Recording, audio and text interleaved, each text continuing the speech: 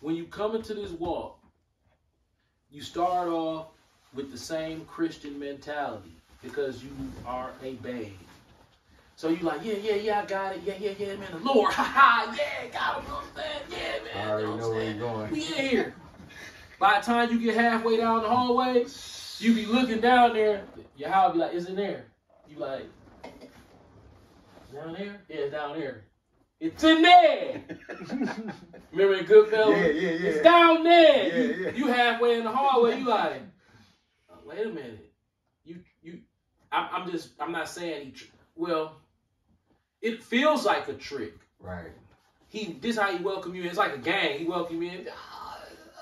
You ready? Now you know you gotta be down for this shit. Right. So when the shit jump off, you can't run. Right. You know, you gotta bust. You gotta bust back. Right. Like, yeah. Tough, you know what I'm saying? Got the gang, you know what I'm saying? Killing people with the scriptures. Ha. You're like, now wait a minute, that's all fine and dandy. But when shit get real, you know you gotta bust back. You like, yeah, what are you talking about? Yeah, bust back. Yeah, I already know. Yeah, we with it. No, bust back means your mind, that pineal gland opened up and you realize, ooh, death might hurt.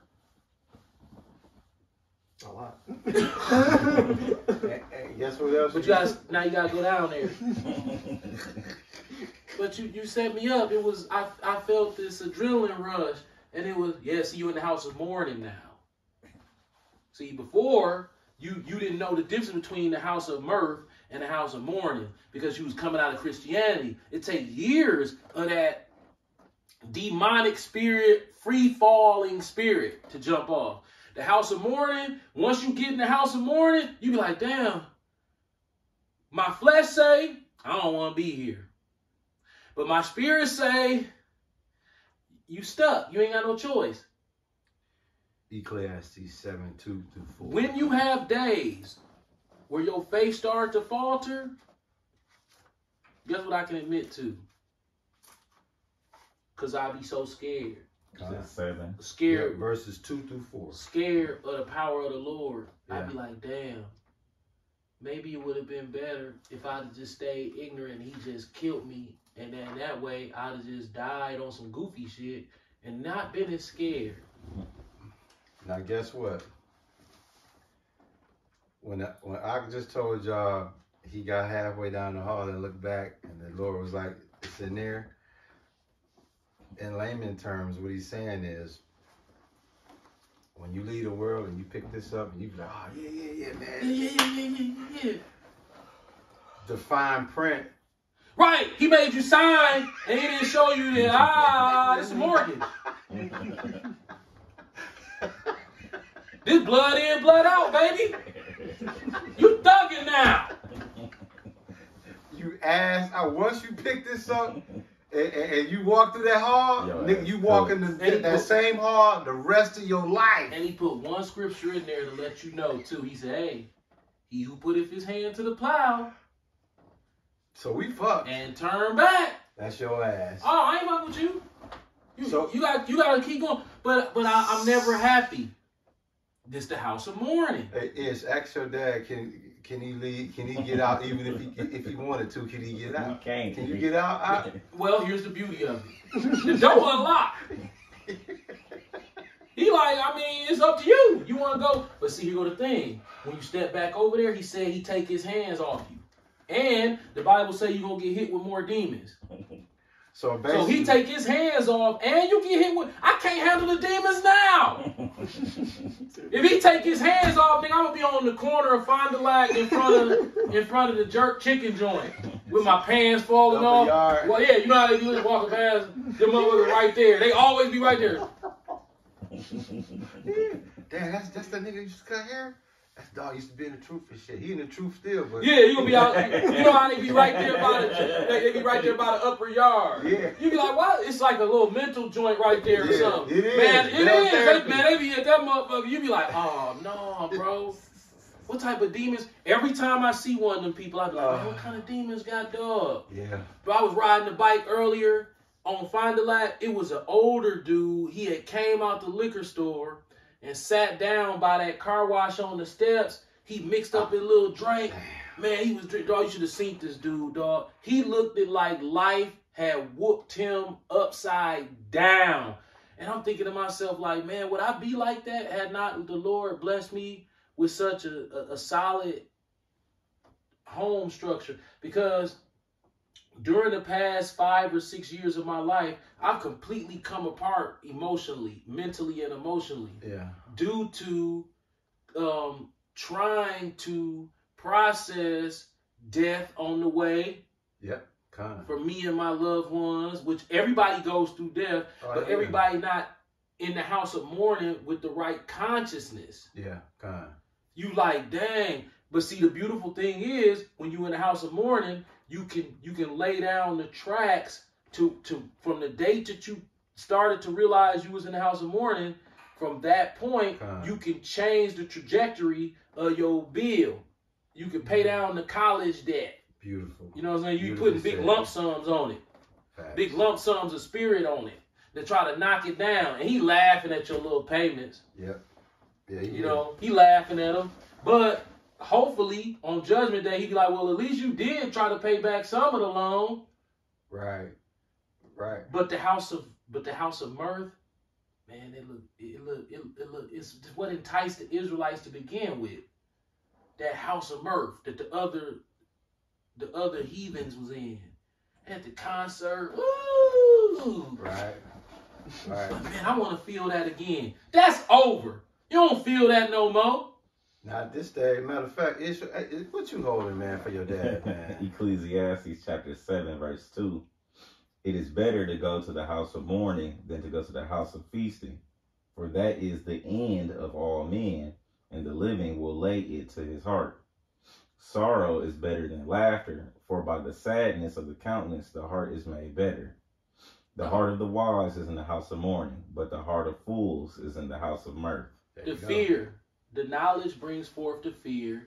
The fear over time, because you have to understand, Christianity has to be broken. Yep. This is a spell that lingers into the truth. You could be following all the rules, but that Christian spirit of, man, you know what I'm saying? I'm going to get in the tub, yank that me, get my hair cut, spray on some cologne, you know what I'm saying? And go out with my wife. Ain't nothing wrong with that, right? I'm not committing no sin. So technically, I'm finna have some fun, yeah. But see, people run lights, and you know what I'm saying? And it happened fast. So this goofy motherfucker, you and your wife, boom, now y'all dead in the intersection. And then don't forget, that fine print. Right. It tell you that Christianity spirit lose that shit. Yep, you better lose it. But you don't lose it on your own. It have to come off with time. Yep. Even if you 100% dedicated to the truth. The brothers that we came into the truth with, they kept talking about this type of stuff. And we just couldn't see it. Yeah. We down like y'all. Yeah. Yeah. You know how when you young and you trying to tell your kids. I'm with it. You trying to tell your kids, you know, and they always know. Yeah. You like, you can't do that because they, you know, I know. Experience the best teacher.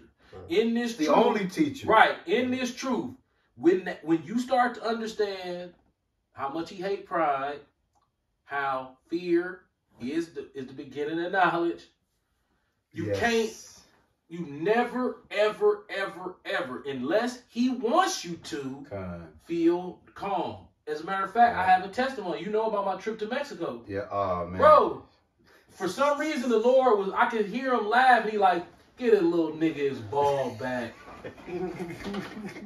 Cause every time I went to get scared, he was like, nah, you good. Yeah.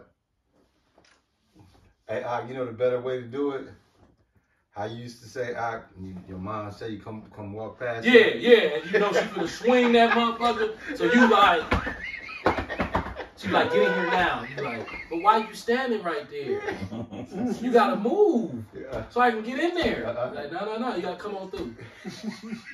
Hey, what happened when you come through there? You was waiting on the Lord to do that too. Right. When you have a relationship with the Lord, you would like to believe that when you have these calms inside that hurricane eye, that's a grant because he know he whooping your ass. Absolutely. So he be like, let me start hitting this little nigga. He about to break. Right. Yeah. So it be these little windows to where you look to be afraid and you're not afraid, and then you don't want to do nothing wicked. Nah. You like this. You like, well, I ain't scared. You like, I'm supposed to be scared, but I'm not. Right. So you get that breather. You be like, yeah, it's a breather. He been make you do some more push-ups, nigga. Yeah. But I saw you was weary as hell, so I'm gonna Yeah. go ahead and give you a breather. Yeah. So there are breathers. Plus, there's flashbacks. Absolutely. He give you flashbacks. There's been times where the Lord have put me right back in the mindset of carnal, almost like a movie. It's like, and I'm like, what the fuck? That's what's going on in these people's head? Yeah. Right, you graduated from that. That's where they at. And then you be like, oh my God. Yeah. And then you right back in the spirit. But he transfers your mind Yeah. back to how you used to think, not to commit any crime or sin, just to let you know, look how far you came and look at where they at. Now right back. You scared? Yeah, I gotta drive home from the mall. Yeah, you better hope you make it. Right. Dog, you be in the car driving home from the mall like, why this car driving so erratic? Is they watching me? Wait a minute. A man of the Lord is a paranoid schizophrenic. Facts.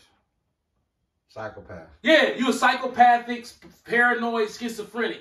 If that ain't how you live in your life, you living in the house of mirth. Yeah, You at the bus game with your necklace on, The spirit with ain't your, on little, you. with your little $75 cologne on. Yeah. And the Lord ain't dealing with that. No. That's one of Satan's enchantments Yeah. for you to not get all the way correct. Yeah.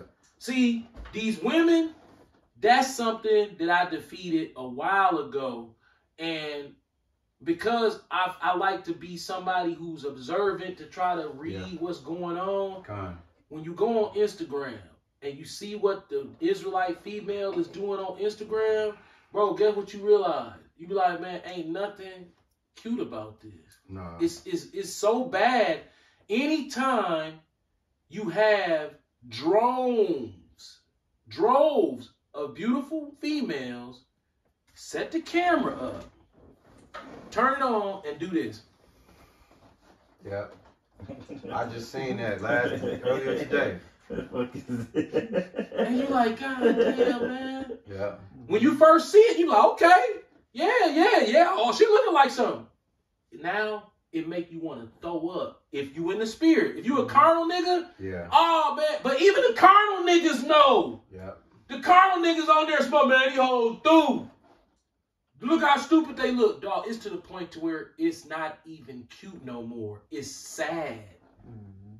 Like, okay, so every day you gonna get up, turn the camera on, get scantily dressed, and that's it. You just gonna go to some demonic ass song about how you pimping niggas out of money or you doing some weird shit. Facts. Then you got Jake standing up there, big ass chain on, fat, bragging about eating lobsters. All black people on Instagram brag about eating lobsters, bro. Yeah. I'm talking about Ishmael. Lobster is like the braggingest food item for Israelites on Instagram. Yeah. They don't hold up a cheeseburger and be like, man, you understand me? I'm out here eating good, you know what I'm saying, me? I got the, you understand me, best cheeseburger on the market. No, they be like, man, you understand me? You see me with the big old lobster tail, you understand me? And the Lord like, remember when that was you? I could have killed your ass. Still can. Right, and you like, man, he's like, you graduated from that, but you got steps to go. As long as you in this flesh, your soul and your flesh into a fight to the death. But the more you stay focused, the more afraid you are of the Lord, you start to be able to calm your fool ass down. And you know what's beautiful? You remember the scene when Doe was like, when Trey was like, Doe, let me out, right? When we first got in, you know, we riding in the car with the Lord like, oh man, wherever he take us, it's all good. It get to the point, man, I was looking at each other like, hey, dog, let us out. Bro, the Lord act like he ain't hear us. Right. Bro. Thank God he act like he ain't hear us. He put on the door, he like. And that was the best thing. That was the best thing for us. Because guess what? If we would have got out the car, this ain't y'all Charlotte, Milwaukee right now. These people who not in the truth, do you see how they travel? Man, they book them trips Man, they be like, yeah, we going. Me and my wife book a trip. We be like, if we live to see next month.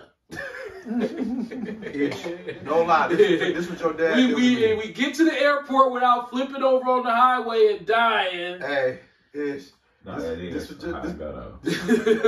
your dad. Hey, this is your dad do to me every time. Him and his wife, they book a trip. It'd be 6 months out at least, right? 5 months out, 4 months out, 3 months out. He studied talking about the trip. 2 months out, study talking about it. 1 month out, study looking for the fun and all that, right? The day before, all that looking forward, can't wait. This nigga be scared as shit. Like, hey, bro, you know the Lord can take this motherfucker down, man. So if I do make it, then I gotta worry about getting from the shuttle to the resort. Then when I get to the resort, I gotta make sure I'm safe there because it can go down. So my point is, the whole time he make it, the Lord he still had that, man. He still could, like, he be uneasy. So when he was telling you on the plane, he usually had that anxiety, that breathing shit going on. So he was already pre-reserved for it, and the Lord had wiped it off of him. He kept looking for it because, like, damn. He gave me a break, man. I can't thank him enough for that. He really gave me a break, but he still hit me a couple times. We was walking across the resort. The left side of my chest started hurting like a motherfucker, and I couldn't breathe. And my wife was like, "You okay?" I came in the room and got in the hot tub. Oh yeah, so did, yeah. And I was in that motherfucker like this. Then he let it go away. It was almost like he laughed at me. I was 100% after that. I'm like, man, what was that? Yeah. I had just went to the cardiologist. I remember that. They like, yeah. There ain't nothing wrong with you. I'm like, man. So then, everything went fine. We about to come home. I said, hey, babe, I'm finna get this walk on the beach. That was that Sunday. Get that last walk on the beach. Yep. Make a vlog. Then I'm gonna go to Casa del Cafe, grab me a milkshake and a coffee, and we gonna get ready to go to this airport. Bro, everything went smooth till I got that milkshake and that coffee in my stomach. Next thing you know, I'm straight up sick. I ain't sick, but you know how you so nauseous to where if you feel like if you get up, it's gonna come, you gonna boom, it's gonna boom, nigga. So I'm like that. So I'm trying to sit still as possible. Then I started thinking to myself, Joy, if you're going to throw up, it's best to try to walk that shit out and get it out you now. Because if you got to get on this airplane, bro. Yeah, I was so sick. I was sick with the Ishmael. I'm talking about, I was like, you know how you be shaking? Yeah. I'm like, damn. And I'm thinking to myself, that was the Lord. Like, nigga, the vacation over. Oh, nigga. What you thought? What you think of that little couple days? I lightened up. But you ain't never been sick like this on vacation before. Oh, you finna throw up, fam. Yeah. You finna throw up. Bro, I literally my wife was doing everything in the room, nigga. I was in that motherfucker like, it felt like the world was coming to an end. I'm like, dog, what's going on? I was trying to walk to get it to come up. Nope, wasn't none coming out. It was just a feeling. I'm like, dang. Bro, we get to the airport. Bro, I'm sitting in the airport, no lie. It was like a 2.5 hours till we get on the plane. I was happy about that. Yeah. Bro, I couldn't do nothing. I'm talking about when I say nothing. I'm talking about I'm sitting there like this in the airport. I had the little Nike hoodie on like this, bro, in the airport like this, bro. My wife like, babe, you all right? I'm like, I can't move. I can't get up. I can't do nothing. And the Lord giving me flashbacks. He's like, hey, remember the last time you was in the airport in Mexico? Yeah. Boy, you walk around this mother like, wee, cheeseburger, woo, like this. Yeah. This time I was in that mother like, man, I'm going to throw up on this plane. I don't see myself making it. My wife said, I'm going to try to find you a soda. Yeah. So she leave. She come back with a can of ginger ale. Guess what the first thing she said? She said, you know how much I paid for this can of ginger ale? I said, how much? Probably about $8. She said $6 for one can of ginger ale. That's about right. Ishmael, I would have spent $100 for that can. That's how sick I was.